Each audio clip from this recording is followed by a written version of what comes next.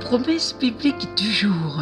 Nous avons parlé du lâcher-prise, mais il y a tellement de choses à dire sur le lâcher-prise. Et la toute dernière fois, on a parlé qu'il fallait adopter une attitude de paix intérieure, ce qui consiste une action à donner tous nos fardeaux à Jésus tel qu'il nous le demande, afin de demeurer calme et tranquille malgré la tempête. Ce qui est important, c'est ne pas subir ni craindre la situation qui nous trouble et qui nous afflige, tant simplement juste vous détacher de ce qu'il faut. Gardez confiance en celui qui peut tout, que vous voyez du changement ou pas. Lâchez prise et surtout, lâchez rien. Ne rien lâcher signifie en réalité persévérer. Comme il est écrit dans Hébreux 10, verset 36, Dieu voit tout, il sait tout, il comprend tout. C'est aussi prendre courage et se fortifier. Fortifie-toi, dit la parole de Dieu dans Josué, chapitre 1, versets 6 et 7. Car il ne permettra pas au-delà de tes forces, au contraire. Il te donnera ses forces pour tout supporter. Et puis, n'abandonne pas, comme il est écrit dans Deutéronome